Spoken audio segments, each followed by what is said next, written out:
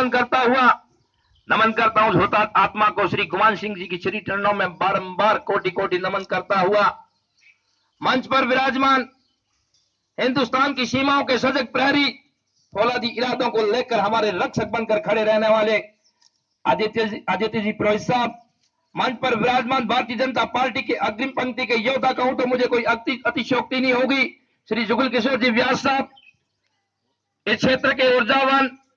इस क्षेत्र के तेज तरार युवा नेता आयदान सिंह जी भाटी साहब, आदरणीय गुमान सिंह जी की धर्मपत्नी,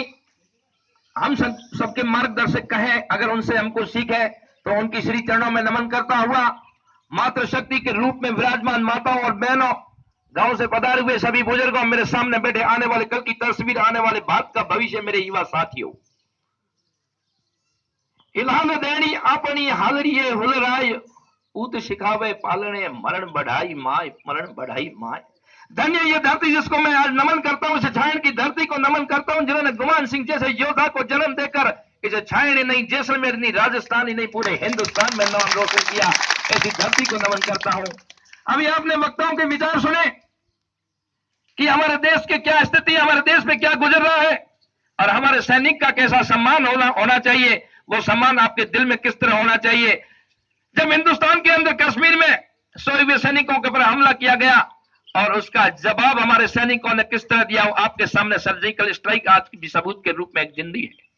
जब हमारा सैनिक सीमाओं पर खड़ा होता है, चाहे वो जैसलमेर की सीमा हो जहां पर 50 डिग्री का पारा हो, और चाहे वो कश्मीर की सीमा हो जहां 50 डिग्री माइनस में तापमान हो, फिर भी हमारे सैनिक सीना तानकर अपनी रक्षा के लिए खड़े रहते हैं। उन सैनिकों का सम्मान कैसे किया जाना चाहिए, आप सबके दिल में आज हमेशा पैदा रहनी चाहिए, क्योंकि ये सैनिक है जब हिंदुस्तान आराम की नींद सोता है, ये सैनिक जब फौलादी इरादे लेकर सेना में जाकर खड़े होते हैं, तब जाकर के हमारी देश सुरक्षित रहते हैं। हमारे देश के कुछ गद्दार कहते हैं कि सैनिक मरने के लायक होते हैं, मैं कहता हूं ऐसे गद्दार का नहीं है, जैसे को गोली मार देनी चाहिए, हिंदुस्तान में रहने का कोई अधिकार नहीं। मैंने कन्हैया का बयान सुना, वो कन्हैया कहता है कि सैनिक तो देश में मरने के लिए पैदा होते हैं, ऐसे बेशर्मों को हिंदुस्तान में रहने का कोई अधिकार नहीं। वो सैनिक जिसके लिए आज हिंदुस्तान तरसता, वो सैनिक जो अपनी बुलंद इरादों को लेकर के देश की सीमाओं पर अपने माँ बहन भाई बहन को छोड़कर वहां दिन रात खड़ा रहता है, उन सैनिकों के प्रति ऐसी भाषा उपयोग करते, ऐसे लोगों को देश में रहने का अधिकार नहीं है। मैं